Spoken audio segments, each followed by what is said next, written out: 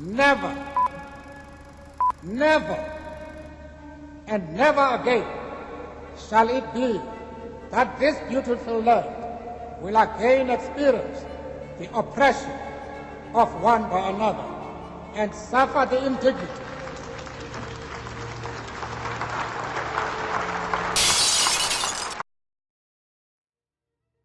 Since the end of apartheid, racial inequalities in South Africa have increased. But inequalities within race groups have increased too.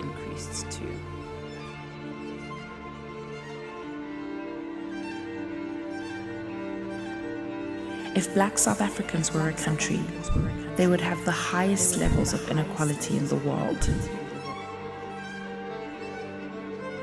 Analysts predict the black middle class to contribute the most to the expansion of the consumer market.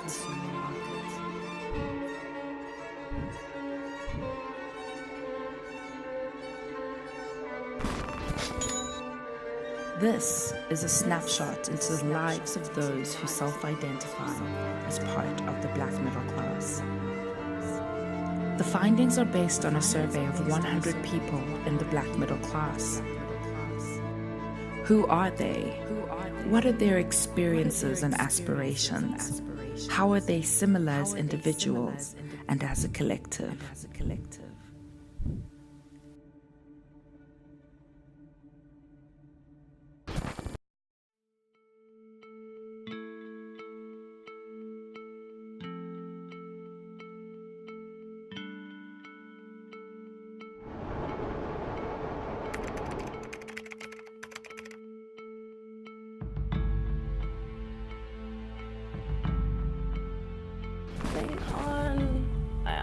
Okay, I think we're good.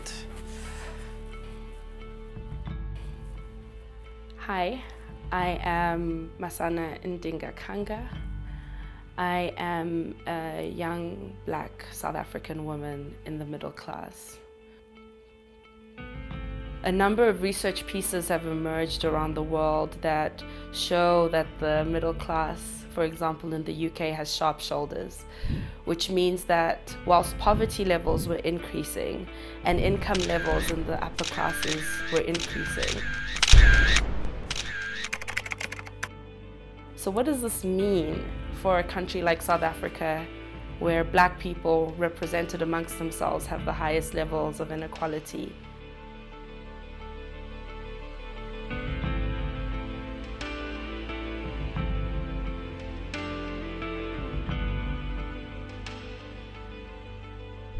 The black middle class is floating the economy. Black middle class people don't see an end to the journey. There is no black middle class in South Africa. What does that mean for how we articulate and understand ourselves? This is what I want to understand. I want to understand if it's true that all black people in the middle class have a class identity that disregards the struggle of those in lower classes or in working classes. I want to understand the dynamics of men, women, transgender peoples or gender non-conforming, non-gender binary peoples within the middle class and how they experience exclusion and inclusion. Are these stories of racial discrimination in the workplace real? What do they mean for your ability to thrive? What do they mean for your ability to plan forward? What does the black tax mean for sustainability for communities? What does it mean for aspirations of young black children who bear the burden of carrying the Rainbow Nation forward? These are the questions that are at the depth of my heart as someone who is now in the black middle class.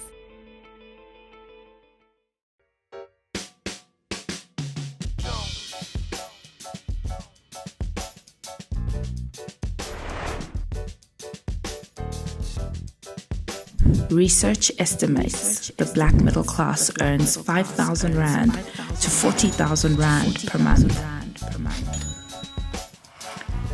Only 23% of women and 36% of men earned between 30,000 and 40,000 Rand. 27% of 19 to 24-year-olds and 59% of 25 to 35-year-olds are the main breadwinners at home. What does it mean to be Black and in the middle class? Being part of the Black middle class for me in South Africa is very interesting because I have an experience where I'm Zambian, but I've spent my whole life in South Africa. My parents are where my South African friends are now. To be Black and middle class is something that I have people who have been living that way. Whereas for a lot of my friends, it's a completely new experience. That modesty, that hey, Tacho, hi. This is the vibe, hey, what's the vibe? To be a Black man in South Africa at the moment, I mean, this is our country. I don't feel like as a Black man, I mean, you can succeed anywhere and you can make a life anywhere. Black tax refers to the financial obligation Black income earners have to others.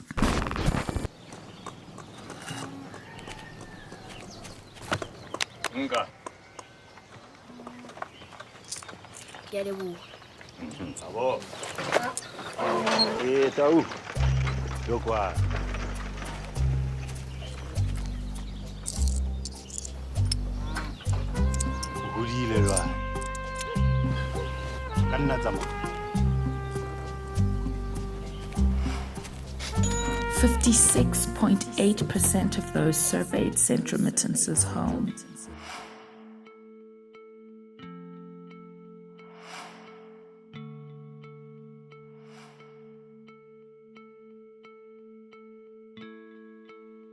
Most of this money was received by parents and siblings. What is your experience of Black tax?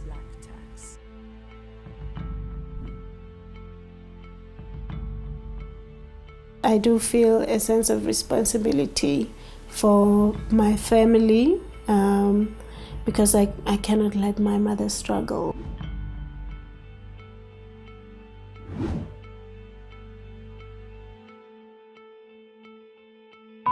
I personally am paying Black tax. I have siblings.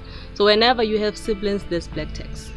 Now I have a number of siblings which I take care of, from adoptive side of my brothers and my society.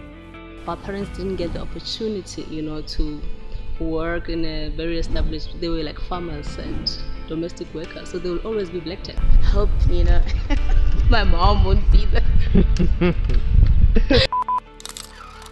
When you are successful, that's how you get blessings, especially in the African culture. For you to get more blessings, your family, or especially your mother and father, needs to be happy and pray for you so that obviously God gives you more blessings. My parents had wanted a nice house. Right now when I'm working, I have to go look back and fix them before I even try to fix myself. Because here's the thing, they grew up in the struggle. It was your elder sister, your older brother, whoever is first in the line, they're gonna try and hustle pathway for the next one, and for the next one, and for the whole generation. Women, including those who are transgender, felt a greater financial burden to family members compared to men.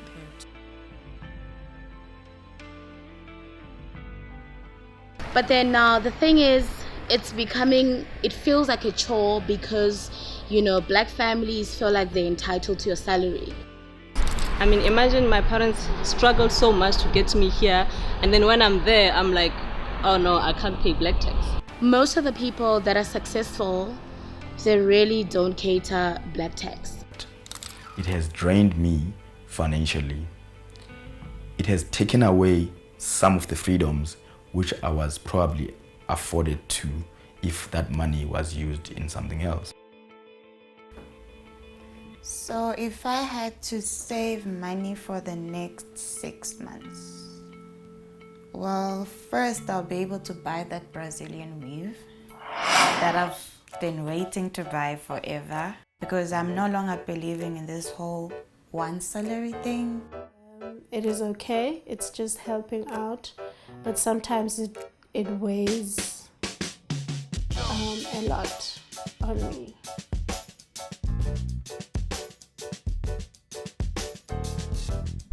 I wish it was not like that. 30 years, 40 years, that's when you're starting to build your own house, buying, and by then it's already late. So I feel like black tax is something that is destroying many black kids out there. What drives inequality in the black middle class? I think in the middle class we are aware of how little has changed. Because growing up in class, you learn that racism is not really there anymore. It's funny to be poor. I'll show you wonderful videos. I've got sound, I've got everything. Sorry? It's about idiotic black people that talk. Because that's the video we're watching now.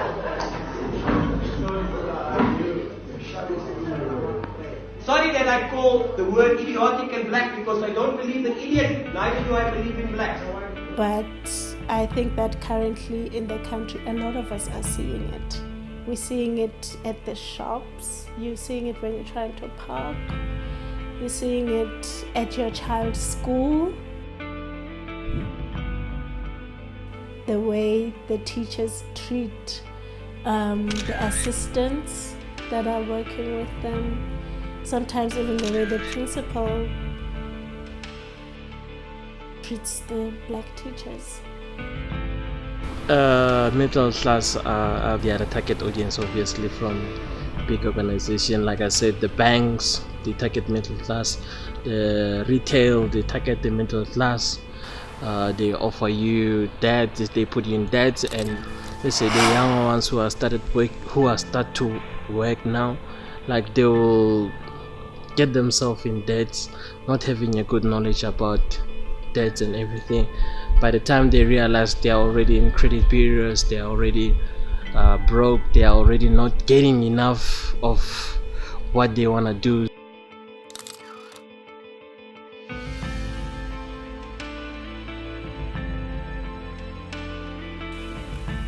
Many respondents experienced discrete discrimination in the workplace. So I mean, it's no secret that we come from basically an economically weak position, and now we have this massive group of black middle class people. The case of air conditioning in a workplace, you'll find that it's always cold. The aircon is always on a high. Like for us black people, it's cold, but even if majority is black people, it will always be cold. Or the way I responded to racism, it would differ according to situations. Sometimes I lashed out at the person immediately when they were being racist, and sometimes I just go and cry in the car and leave it. 80% of those surveyed felt that they had a responsibility to alleviate inequality in society. But many did not feel that their taxes contribute to poverty alleviation. So there's also a stigma of, a lot of black people got to where they are because of crime or bribery or corruption.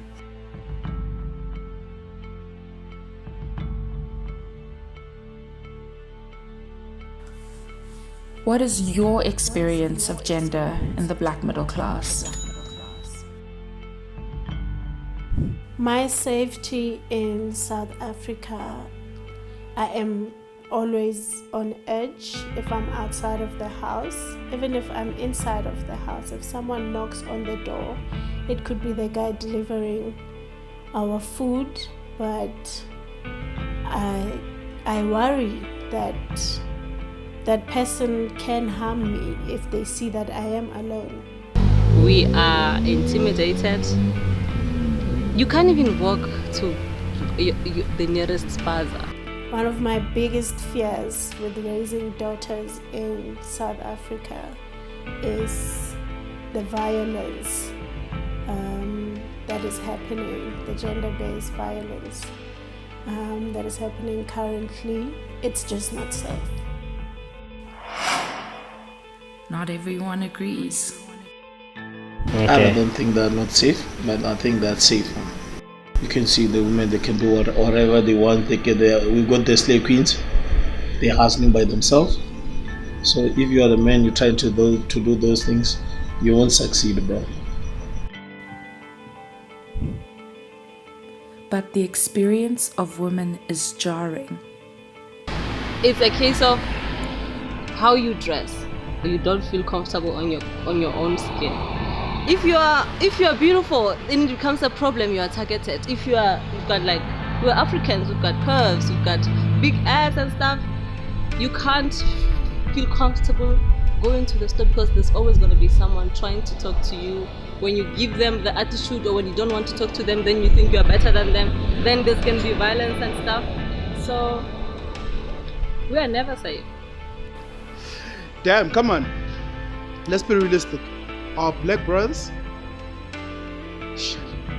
I'm pretty sure you've seen videos, even if you are born free or whatever, you've seen videos, you've seen movies, documentaries. Our black brothers, they never had it easy, dog. Ever. So what they know is what? Violence. So what are they going to give to our black sisters? Do I need to say more? Cut, dog. Almost half reported experiencing gender-based discrimination over the past year. On average, only 1 in 5 cases of discrimination was reported.